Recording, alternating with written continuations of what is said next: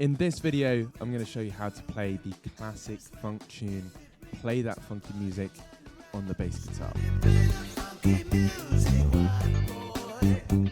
I'll also leave a link below this video where you'll be able to get access to an interactive version of me playing this bass line with the tab, notation, and the full bassless backing track. With this version, you'll be able to loop sections and slow down sections, as well as download and customize the sheet music so you can print it off and then jam along to the custom-made bassless backing track. All right, let's dive in with section number 1, the verse bass groove. So it's important to note that this song is in the key of E minor. So the scale I'll be using is the E minor scale. Now, the E minor scale are all the available notes, all those 7 notes of the E minor scale, are all the available notes that we can use when playing this tune. But there are actually 5 notes from that scale that this bass part uses, and it's actually its own scale. It's called the pentatonic scale. So this bass part uses what's called the minor pentatonic scale, and this goes for pretty much all the sections. It does change key a little bit, this song, but pretty much it's using what's called a minor pentatonic scale. And the easiest way to get your minor pentatonic scale from your minor scale, so if we just play our E natural minor, we have E, F sharp, G, A, B, C, D, and then we have the octave E. Now, if you get rid of the 2nd note, and if you get rid of the 6th note, right, so get rid of those 2 notes. Now, play the scale without those 2 notes. You have what's called a pentatonic scale. And if you can play that scale over the entire fingerboard,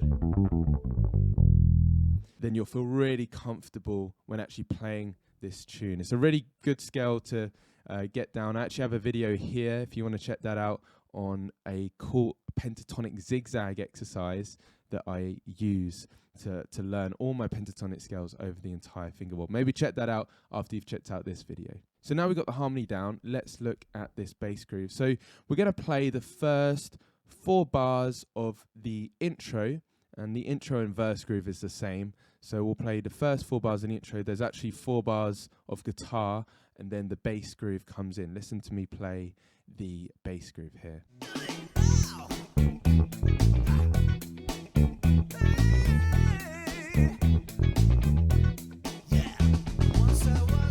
Okay, so that's the main riff throughout the entire song, really. And then it does kind of change key, but we'll get to that later. So for this section, let's break down that riff really slow. So we've got the open E, and that note is nice and short and punchy.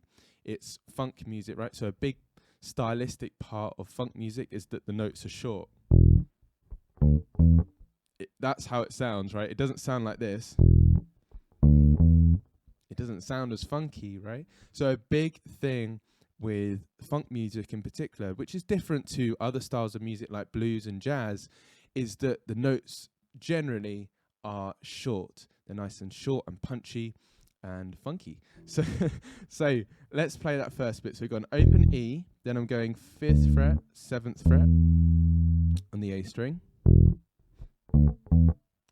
And just what I think about when I'm playing funk is having a really heavy, kind of a downbeat, really heavy downbeat on 1, but then on actually all the beats as well. So I'm thinking like 1, 2, right? So I'm really feeling like 1, 2, 3, 4. This is going to help with like just grooving and stuff in general, especially when it comes to funk. I think it's really especially the backbeat on 2 and 4, but actually all the beats. They're nice and heavy, and you kind of sink into the beat. So when I play this bass line, I'm not just thinking about, just playing the notes. I'm also thinking about the articulation and how I'm playing them. Because how you play this bass part, depending on what level you are, if this might be quite simple for you, it might be quite advanced. But once you can play the notes and the rhythm and play it in time, then it's about how you're playing it, not just playing the notes, right? So with this bass part, we're going to go open E. Nice 2 short notes there. And then this bit's key, we're going to use what's called hammer-on. So you play an open E again. Let's get the notes, and then I'll teach you the rhythm. And then we go hammer on, right, hammer on. I'm just playing first finger, fourth finger, and then hammer on. And to be honest, actually, when I play that E string, my hand is off here, and then I go hammer on. So I'm hammering on both notes, first finger, fourth finger. And this is really key when it comes to the hammering on and that kind of technique. To get a strong hammer on, I actually put all my fingers down when I put my fourth finger down. If I just put my fourth finger down, you get flying fingers, you get all these other technique problems, and the actual note isn't as strong as when you put all your fingers down. So this is a key thing that I do when it comes to this technique, and in general, if I'm doing a one finger per fret or a Simandl technique, I will put all my fingers down if I'm putting especially if I'm putting my fourth finger down, because it can be weak there. So just practice that in isolation maybe. And the goal is to make each note not sound like a hammer on, like in the sense that you want them to be equal volume. As far as you don't want like a weak note, you don't want, you know, the E string to be really prominent, and then the next hammer on to be really weak because you're not hammering on with enough force. Now you don't want too much force. There is a balance there, but a great exercise, actually, here's a quick tip. A great exercise I think I learnt from Nathan East. I call it the Nathan East hammer-on exercise. This is a side tangent, but I think it's going to be really useful for you. One of his warm-ups was actually just doing that motion. And the idea is to see how long you can keep the note going, or the hammer on.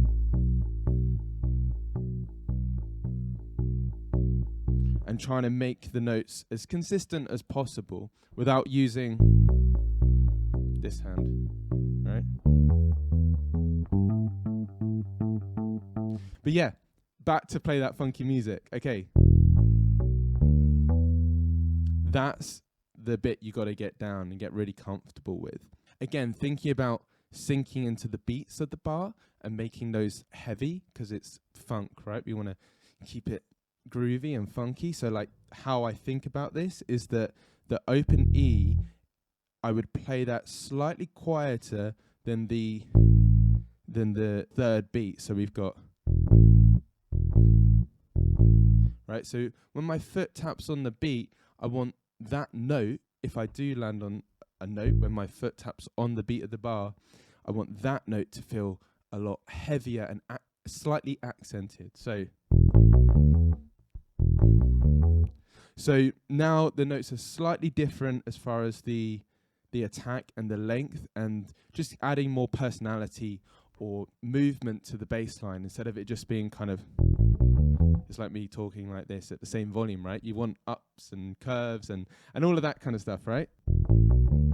So that bass line slowly is,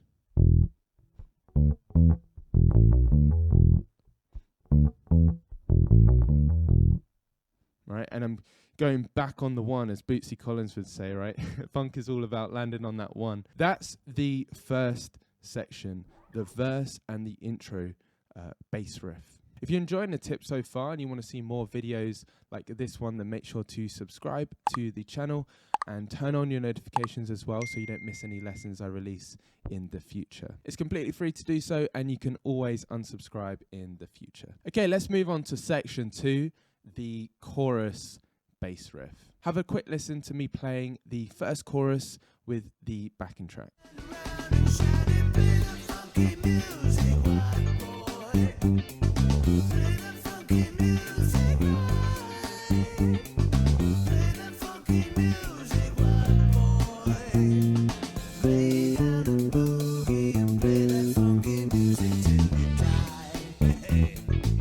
Okay, so there's a couple of different parts to this section. So let's just start with the first main bass riff. So the key slightly changes. It goes from E minor, using the E minor pentatonic scale, to now we're going to more of a kind of G minor, funky G7 vibe, right? So now we need to know our G minor scale. So there's our G minor scale. And then if we want to get the G minor pentatonic scale, we just remove the second note and the sixth note. And that's really the notes that this bass riff in the chorus is based on. So going into the chorus, it's key. So just before the chorus, we actually cut out, the bass cuts out, and then there's this cool kind of chromatic thing leading up to the G. Just before the chorus, this is what it sounds like slowly. So 1, 2, 3.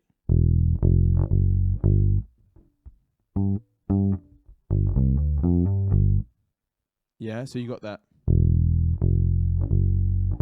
And I'm actually just walking up with my first finger because I know that I want to be in this position here to play the bass riff, right?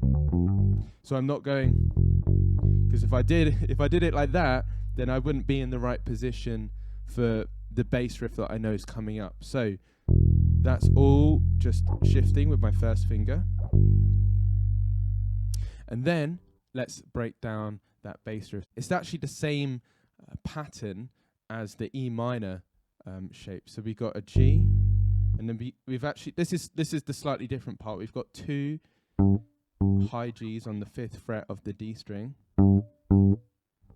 And then this is slightly hard because we're going to have to do a little bit of barring here as well as hammering on. So we've got a G here, and then bar, you're going to have to bar, hammer. Slightly, it's kind of technically challenging.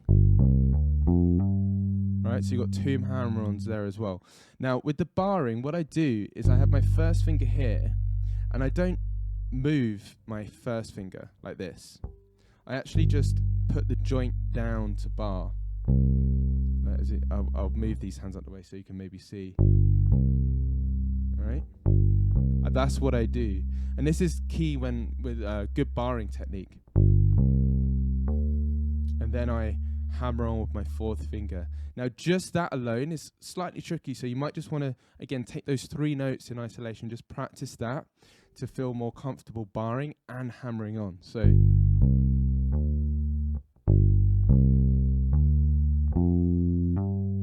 I'm using all 1st finger and 4th finger. I'm doing more of a Simandl or box shape. And again, I'm making that note accented slightly because that's where the beat 3 is. So boom, boom, right? This is leading up to beat 3. You don't want, that would sound a bit like, ooh, wouldn't sound as groovy. And again, funk is really heavy on the beats of the bar, and the notes are short as well. So we've got short note, short, short, accent there.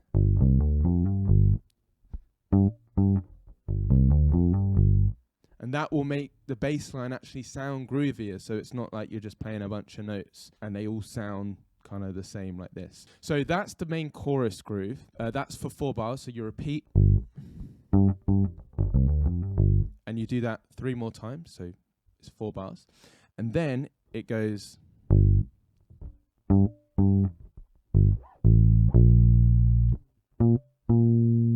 This is what the original bass player does. So all those notes are short, and then it's short, long, long, off. Short, long, long, off. And you'll find that a lot in funk music, having, you know, if you've got 8th notes, having 1 short note and then a long note, like that kind of thing. Yeah, so you have like a short note and then a long note. So short, long, long, off, and then coming off on beat 2 to let the snare come through on the back beat of the snare. So it'd be like ka, right? So you're working with the drummer, right? Let the snare breathe. Ka, off, right? And that higher note, it's short, long. Again, we got that again, right? Short, long, off.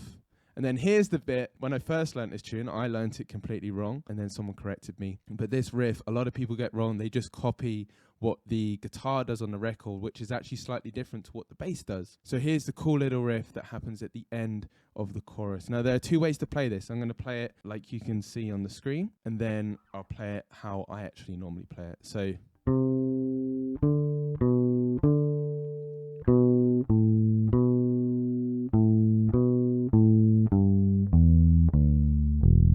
and then we end on an E, and that last E is actually quite short. So when I normally play this, I actually play it here because I prefer the sound. It's a warmer sound on the D string as opposed to the G string. So I actually play it here like this, and that's where I shift.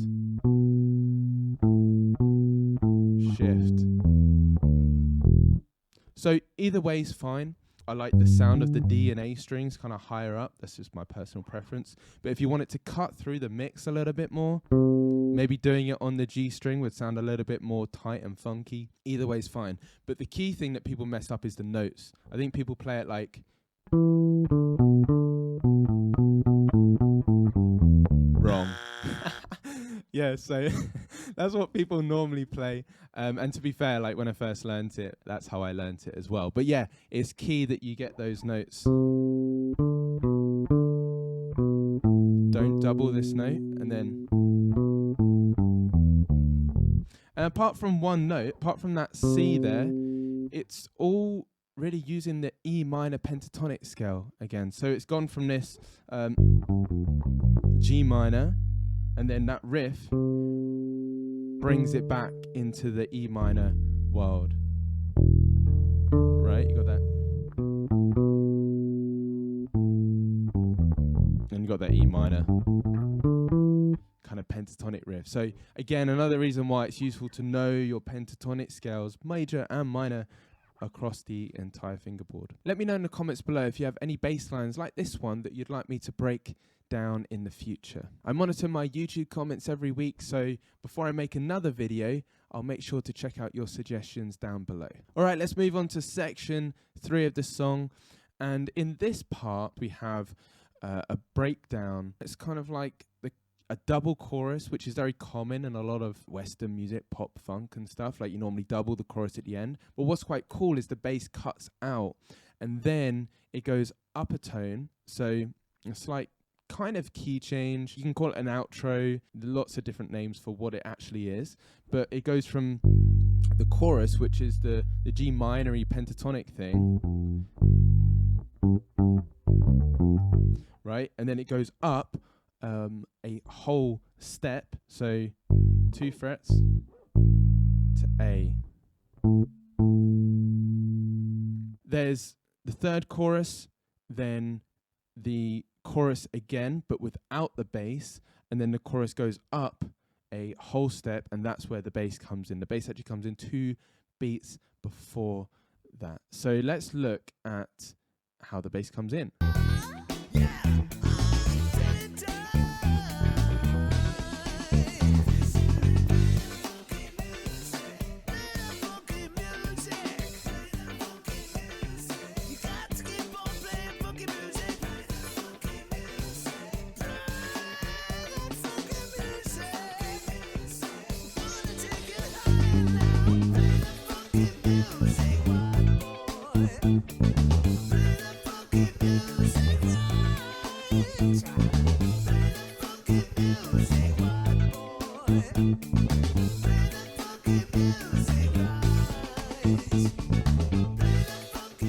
So just before the bass line gets transposed up a whole step, so instead of it goes up a whole step to here, so exactly the same shape and pattern. This time we're using the A minor pentatonic scale. Right, so it goes. I actually use my open A string there, so then I can hammer on. So hammer on, right? So A, or you can go like the same, exactly the same as the G shape. It's up to you. I've written it as, because I like using the open string to hammer on, but that's completely up to you. So that's the groove here. So going into that bass riff, when the bass cuts out, there's actually 2 beats of octaves, like disco octaves. So you got 1, 2, 3, 4.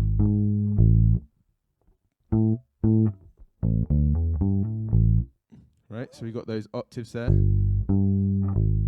Another technique tip, here we go for you. So when playing octaves like this, what I like to do is play 1st and 4th finger. You'll see most of the time I'm playing 1st and 4th finger and then just shifting. I'm going 1st, but the key thing here is I'm actually playing 3rd and 4th finger together. And that really helps to get a really clean, nice octave sound, especially on that higher octave there. An octave, by the way, is just the same pitch but higher up. So it's the same note but higher.